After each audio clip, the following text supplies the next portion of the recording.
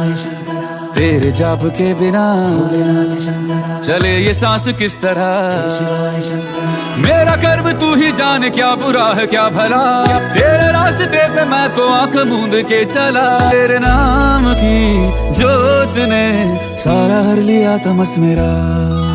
नमो नमो जी शंकरा, भोलेनाथ शंकरा, जय त्रिलोकनाथ शंभु हे शिवाय शंकरा। ज्योतिष में श्रद्धा, आस्था और विश्वास रखने वाले सभी दर्शकों का मेरे इस YouTube चैनल ज्योतिष अतः ज्ञान सागर में आप सबका हार्दिक स्वागत करती हूँ। मेरे इस चैनल को सब्सक्राइब करिए, बेल आइकन के बटन को प्रेस करिए ताकि आने वाली सभी नोटिफिकेशन आपको मिलती रहें। वीडियो पसंद आने पर इसको लाइक और शेयर करना ना भूलें। वीडियो को देखने के लिए आप सभी का तहे दिल से शुक्रिया। सृष्टि की रचना का कार्यभार ब्रह्मा जी को सौंपा गया था और जब उन्होंने इस सृष्टि की रचना की तब बार बार उनसे एक ही गलती हो रही थी, क्योंकि ब्रह्मा जी को कहा गया था कि वो सृष्टि की रचना इस प्रकार से करे ताकि उसका संतुलन बना रहे। ब्रह्मा जी ने अपने ही जैसे मानस पुत्रों का निर्माण किया और पृथ्वी पर भेज दिया। मानस पुत्रों को कहा गया कि आप लोगों का कार्य होगा कि आप जब तब पूजा पाठ करेंगे, तपस्या करेंगे और बाद में मोक्ष को प्राप्त हो जाएंगे। लेकिन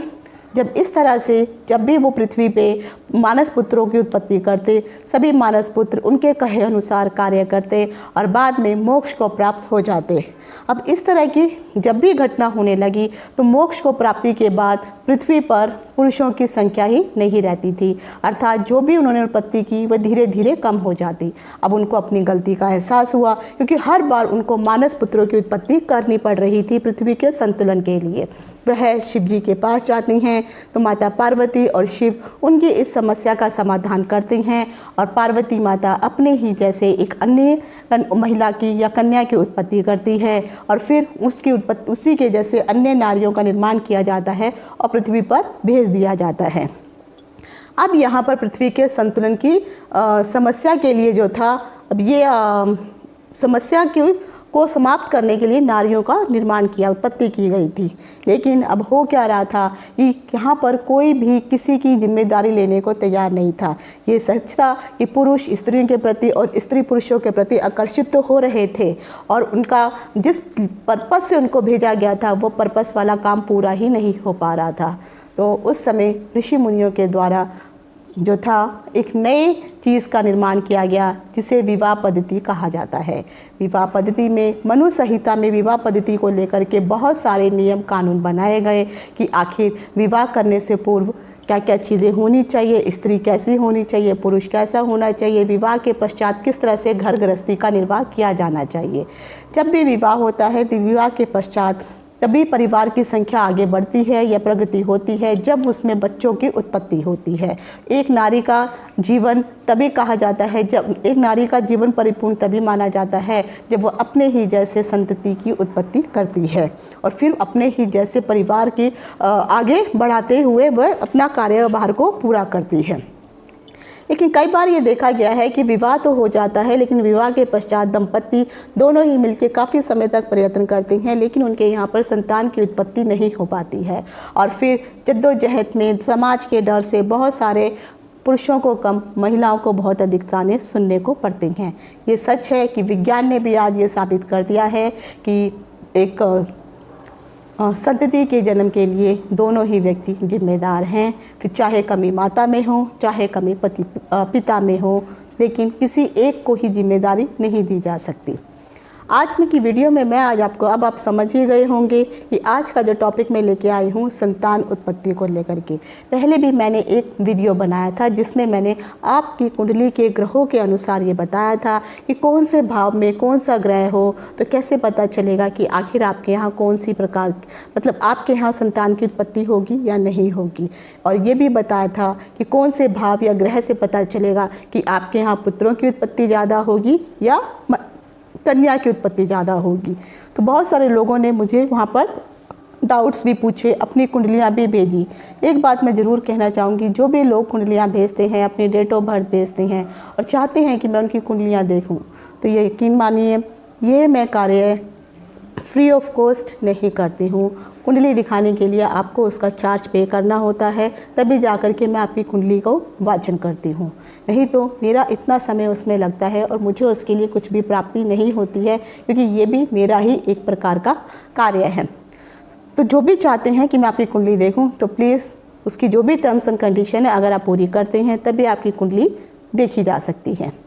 तो आज की इस वीडियो में मैं आपको बताने वाली हूँ आपके हस्तरेखाओं के द्वारा और ख़ासकर महिलाओं के शरीर की बनावट के अनुसार मैं ये बताने वाली हूँ कि किस प्रकार की महिला का जो शरीर होता है वो किस प्रकार के बच्चों को जन्म देती है और हाथों में महिला और पुरुष में कौन सी ऐसी रेखाएं होती हैं जिससे ये पता चलता है कि यस उनका वैवाहिक जीवन तो सफल रहेगा ही रहेगा, साथ ही साथ उनके यहाँ भी अच्छी संतति उत्पन्न होगी जो आगे चल के उन्हें सहारे का रूप प्रदान करेगी। तो आज मैं डिम्पल शांडिल्या ज्योतिष सतह ज्ञान सागर के माध्यम से अपने सभी नए और पुराने दर्शकों का हार्दिक स्वागत करती हूँ। नमस्कार। जैसे आप व्हाइट बोर्ड पे देख रहे हैं मैंने लिखा है क्या कहती है आपकी संतान रेखा। तो संतान रेखा के लिए सबसे पहले तो आपका विवाह होना निश्चित है। जब विवाह होगा तभी संतान की उत्पत्ति होगी। तो आपको अगर आप ये चाहते हैं चाहे महिला हो या पुरुष हो, यहाँ पे बड़ा महिर के द्वारा बताया गया है कि अगर स्त्री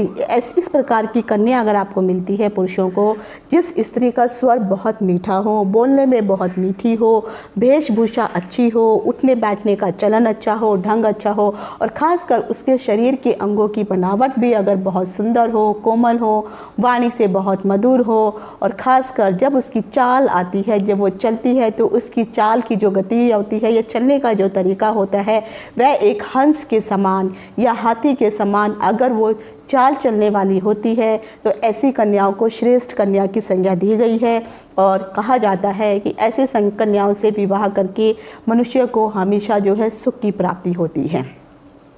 और ख़ासकर ऐसी कन्याएं जो हमेशा जिनके जो नेत्र हैं सुंदर हो, मन की प्रसन्न हो, देखने में खूबसूरत हो, आचार विचार उनके अच्छे हों, ऐसी कन्या भी प्रशस्त या शुभ मानी गई है। इस प्रकार की कन्या से भी अगर आप विवाह करते हैं तो ऐसी कन्या का जीवन और ख़ासकर उसके पति का जीवन भी सुखमय कारक रहता है। अब मैं आपको बताने वाली हूँ बड़ा महिर ने एक और संकेत बताया है। उनका कहना है कि अगर आपकी जो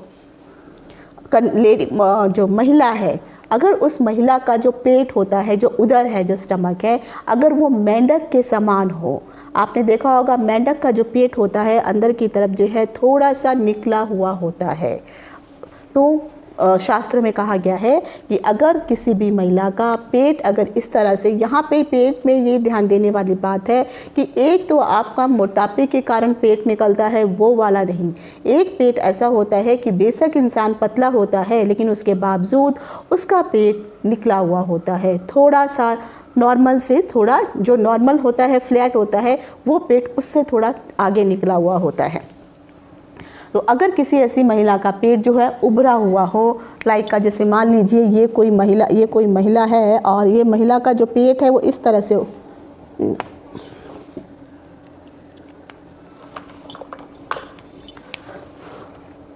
सामान्य है, जो इस तरह से जो है ये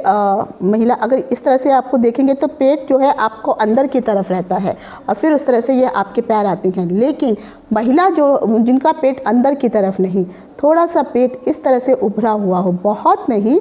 थोड़ा हल्का पेट उनका अगर उभरा हुआ हो, मेंढक के समान थोड़ा बाहर हो, तो ऐसे पेट वाली, ऐसी कोख वाली। साथ ही साथ ये भी कहा गया है, आपने एक फल देखा होगा बहेड़ा का फल, अगर बहेड़ा का फल है वो भी अगर आप देखेंगे तो वो इसी तरह से रहता है, ऐसे रहता है और वो ऊपर को उठा हुआ रहता है और इधर से भी ऐसा उठा हुआ रहता है। तो बहेड़े के फल के जैसे भी अगर उनका पेट उभरा हुआ है, उठा हुआ है और साथ ही साथ ऐसे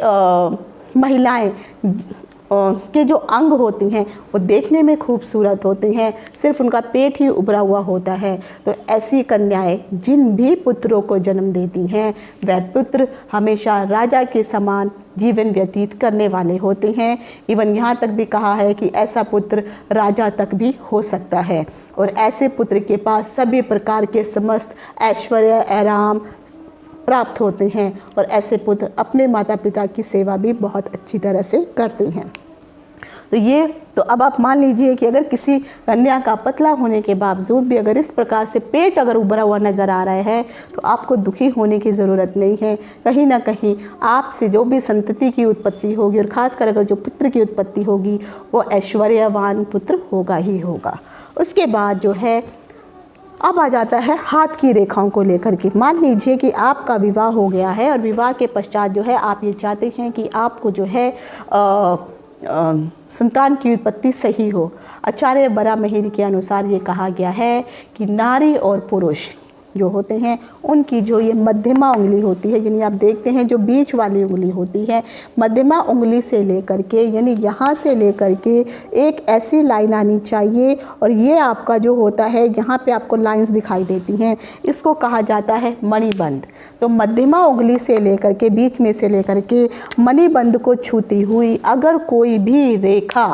यहाँ से मध्यमा उंगली से लेकर के, जिसको अक्षर जो है कई लोग जो है किस्मत की रेखा भी कहते हैं, उस रेखा को यहाँ से लेकर के अगर यहाँ पर उसी के साथ साथ कोई रेखा निकलती हुई दिखाई देती है और वो आपके मणिबंध को यहाँ पर छू रही है और इसी प्रकार की रेखा पुरुषों के हाथ में, महिला के हाथ में आपको लेफ़्ट साइड में देखना है, पुरुषों के हाथ में आपको राइट साइड में देखना है। अगर इस प्रकार की रेखा उनकी हथेली में दिखाई देती है और वो रेखा जो है थोड़ी उभरी हुई हो तो कहा जाता है ऐसे दोनों स्त्री और पुरुष जो है दोनों राज सुखों को प्राप्त करने वाले होते हैं। विवाह के पश्चात उनके जीवन में एक बहुत ही अच्छा जो है आप कह सकते हैं प्रगति भरा टाइम आने वाला होता है और हर प्रकार के, चाहे विवाह से पहले उन्होंने वो सुख प्राप्त नहीं किए हों, लेकिन विवाह के पश्चात दोनों को राज सुखों की प्राप्ति होती ही होती है। ये कथन आचार्य बरामहिर का है। उसके बाद अब आ जाता है जब आपका विवाह हो चुका है तो विवाह होने के पश्चात अब आप ये चाहते हैं कि आपके यहाँ पर संतान की उत्पत्ति हो। तो संतान की उत्पत्ति के लिए मैं एक थोड़ा बड़ा सा हाथ आपको यहाँ पे बना देती हूँ।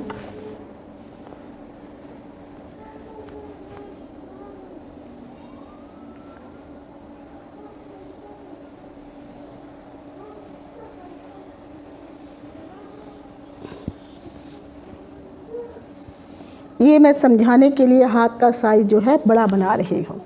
अगर ये इस तरह का जो है हाथ है, मान लीजिए इतनी अच्छी ड्राइंग नहीं है, शास्त्रों में कहा गया है कि जिस भी जातक की जो उम्र होती है, पहले हमें उम्र मैं आपको बताती हूँ कि शास्त्र में कहा गया है जो आपकी कनिष्ठा उंगली होती है, जो आपकी सबसे जो छोटी वाली ये उंगली जो है छोटी होती है,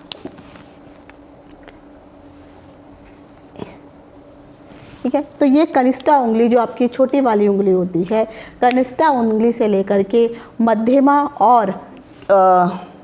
ये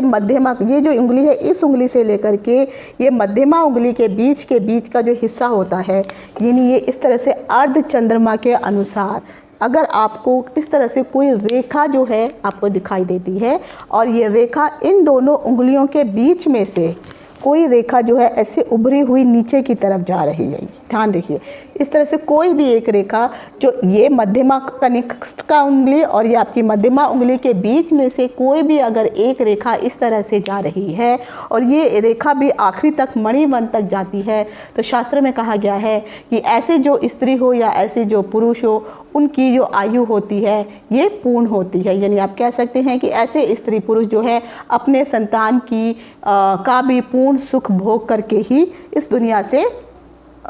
जाते हैं। अब आ जाता है संतान के बारे में। अगर किसी भी स्त्री या पुरुष या पति पत्नी का आपस में सबसे पहले विवाह के पास मित्रता होना, सौहार्द होना बहुत ज़्यादा ज़रूरी है। अगर आप दोनों के बीच में मित्रता है, एक दूसरे के प्रति सम्मान है, सौहार्द है, प्रेम है, तो ऐसे लोगों का जो है जो आगे आने वाली संतान है वो हमेशा सुखमय संतान रहती है। वो कहीं ना कहीं आपको आपके बुढ़ापे में आपका साथ देने वाली होती है। तो अगर आप ये जानना चाहते हैं कि वो किस प्रकार से आपको पता चलेगा, तो शास्त्रों में कहा गया है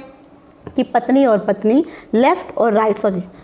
राइट साइड दोनों का हाथ देखिए, उनकी जो कनिष्ठा उंगली होती है और साथ ही साथ कनिष्ठा के साथ जो आपकी मध्यमा उंगली होती है, ये पुरुषों के लिए, महिलाओं के लिए कनिष्ठा उंगली, पुरुषों के लिए मध्यमा उंगली ये देखनी चाहिए और उल्टा और सीधा हाथ दोनों का देखना चाहिए। कहा जाता है कि जब ये उंगली की जो रेखाएं अगर आपस में जुड़ती हुई अगर आपको दिखाई देती हैं तो ऐसे हस्बैंड और वाइफ का प्यार हमेशा बना रहता है और ये लोगों की संतान जो होती है वो आगे चल के उनके बुढ़ापे का सहारा बनने वाली होती है। अब आता है संतान की उत्पत्ति, क्योंकि विवाह हो गया, आप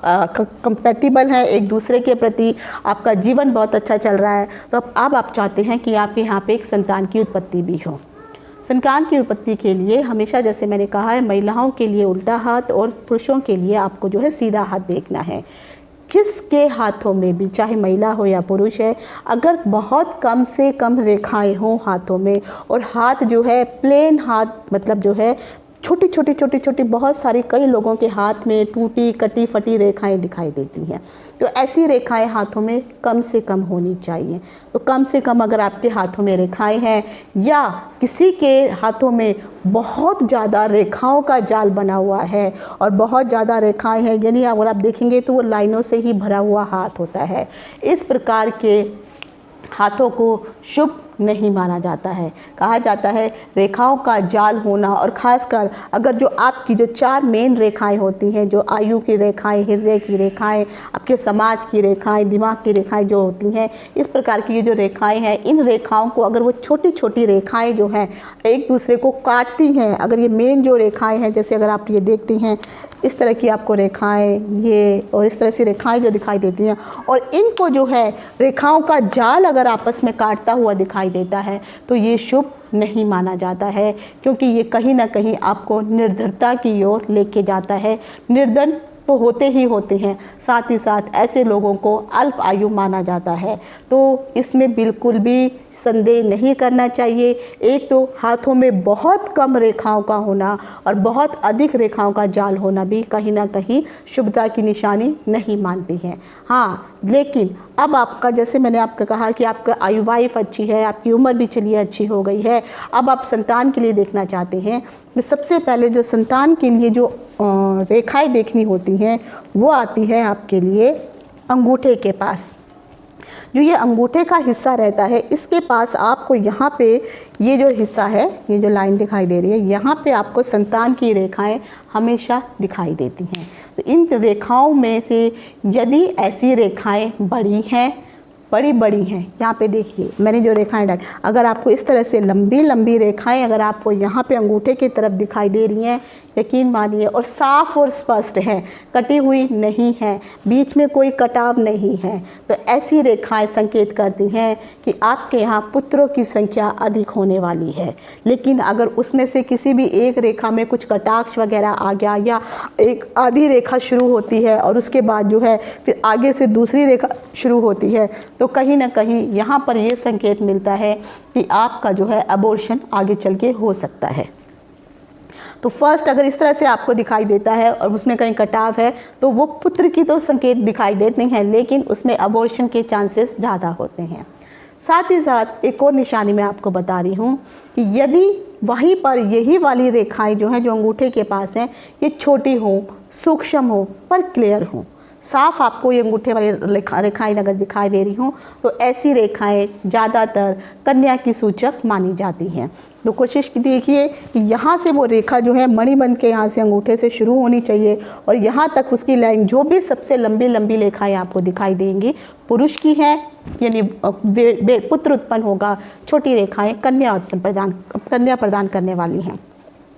वहीं पर जैसे मैंने कहा कि अगर यही रेखाएं कटी पिटी नहीं होनी चाहिए, लंबी होती हैं, अगर अच्छी खासी लंबाई होती है, तो पुरुष तो यानी पुत्र की प्राप्ति तो होती ही होती है, साथ में वो जो पुत्र होता है दीर्घायु वाला, लंबी आयु वाला होता है। और यदि यही रेखाएं कहीं पर लंबी तो हैं, लेकिन साथ ही साथ उनमें अन्य बारीक छोटी छोटी रेखाएं भी हैं और वो उनको काट भी रही हैं, क्रॉस में आ रही हैं। अगर जैसे मैं अगर ब्लू पेन से आपको दिखाती हूँ, इस तरह से बहुत हल्की हल्की माइनर कोई रेखाएं ऐसे आपको कटी हुई दिखाई दे रही हैं, तो बेशक चाहे वो लंबी रेखाएं हों, पुत्र की निशानी तो रहेगी, लेकिन अगर वही रेखाएं आपस में कट भी रही हैं अन्य रेखाओं के द्वारा, तो आपके यहाँ पुत्र की उत्पत्ति तो होगी, लेकिन ऐसे पुत्र जो है अल्प आयु वाले होते हैं।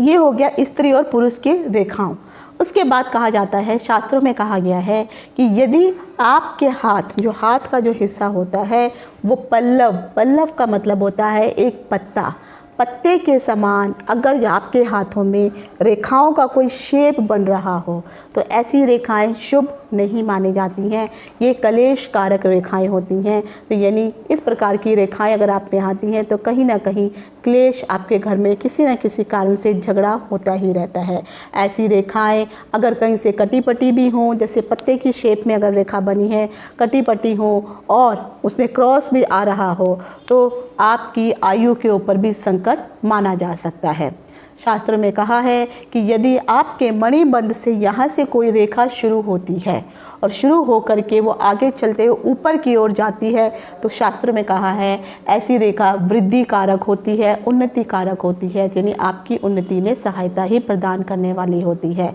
लेकिन अगर कोई रेखा अंगूठे के पास में आती है, यहाँ से रेखा शुरू होकर के अंगूठे की तरफ अगर रेखा वो जो है